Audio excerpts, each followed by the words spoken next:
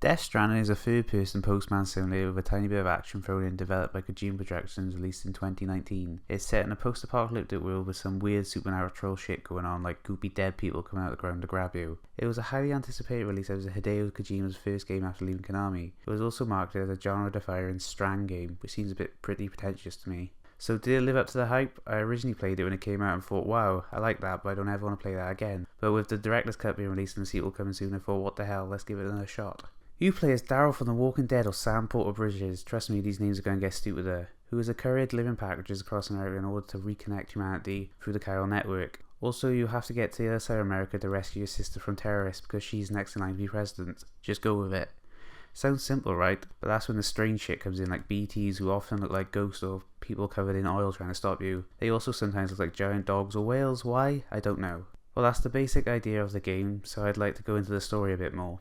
I really enjoyed the story of Death Stranding for about 90% of it. I got what I was going for, I was vibing with it, but it lost me somewhere along the way. It has an excellent opening cutscene which manages to introduce you to the world and things unique to it without much dialogue. For example, it shows that rain will change things extremely quickly if it touches things. It shows how the BTs are invisible, leave handprints when they walk and are a threat. It shows Daryl being afraid of contact, which shows the game's theme of isolation. This all leading to a lot of intrigue and made me want to keep playing to find out what's going on and what's up with the world. The opening cutscene, just like the rest of the game, is incredibly well shot and cinematic. Sometimes they'll go a long time without cutting, something Kojima carried from his Metal Gear 5, which I found really cool. The story of this game is kind of out there and makes you go, okay cool, I'll just go with it. After the intro, you find out that Daryl's mum is the president of the United States and that she's about to die, and she wants you to find your sister who looks just like her so she can be present.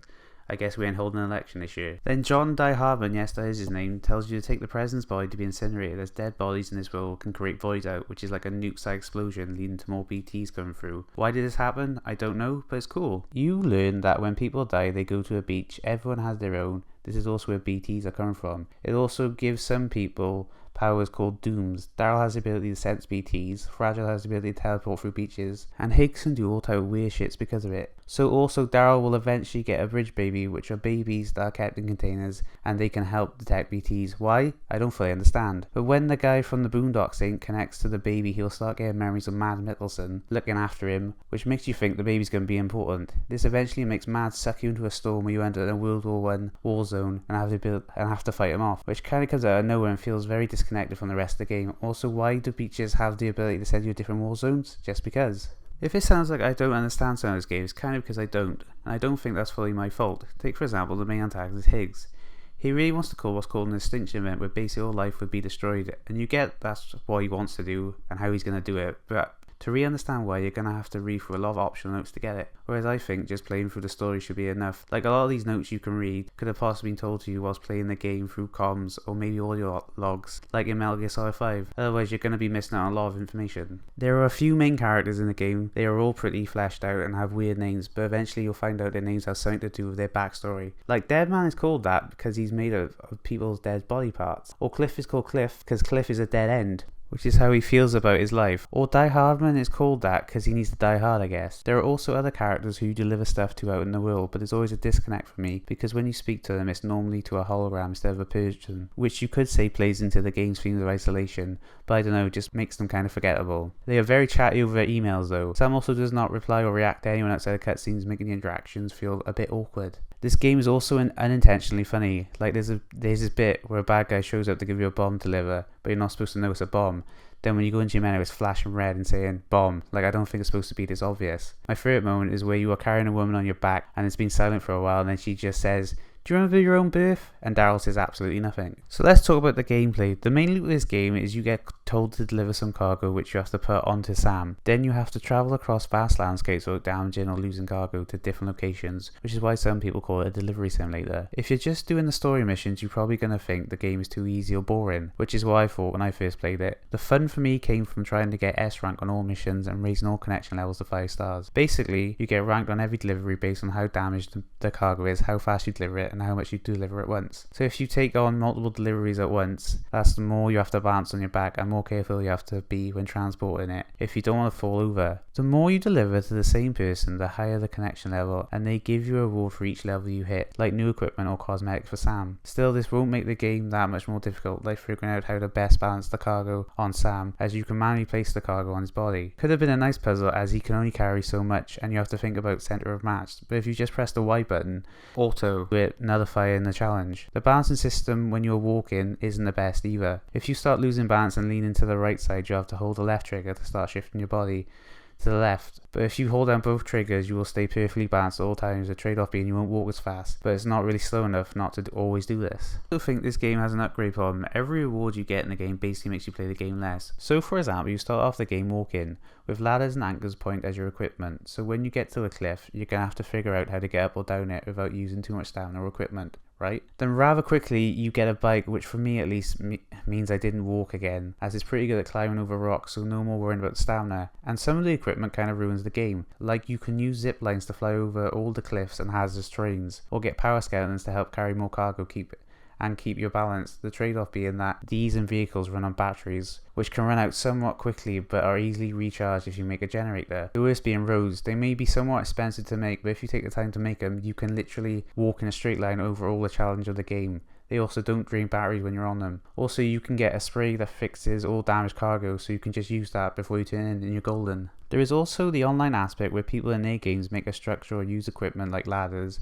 They can appear in your world helping you, or vice versa, which yes does fit into the game's themes of connections and helping you feel less isolated, but it feels like someone else got to play the game and let you skip the fun. Like I never made a vehicle the entire game, I just used other people's as they were littered throughout the game, meaning I missed out on the resource management aspect. I know I could just not use other people's stuff, but the game clearly wants you to do it, so you feel connected just like Sam. The other main obstacles when transporting cargo are BTs. The baby will go off letting you know when they are nearby, which means it's time to sneak through.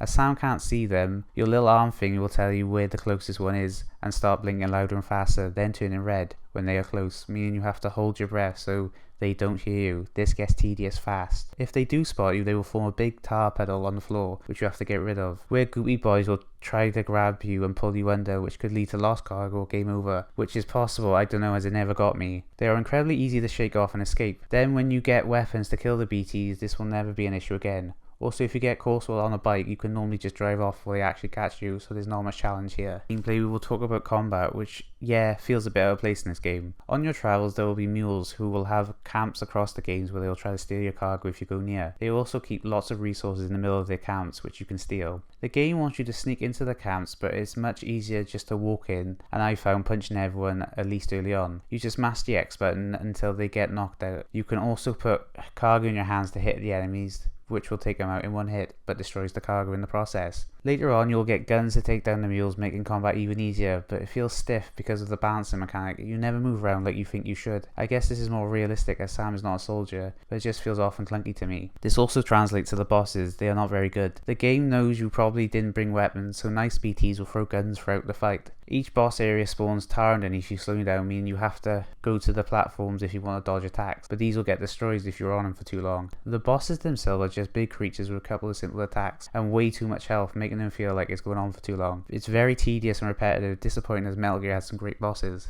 This game has beautiful graphics with photorealistic characters that look just like the actors, which I'm not really a big fan of recognising the actors in games. I'd rather they just came with a new face for him, as when I see him it's hard for me not to think, oh, it's the guy from The Walking Dead. I don't really have a problem with this from films though, maybe I'm just a bit autistic. Also, the product placement in this game is really fucking weird, like the Monster's energy drinks, and when you take a shower it says Ride with Norman Reedus on Fox.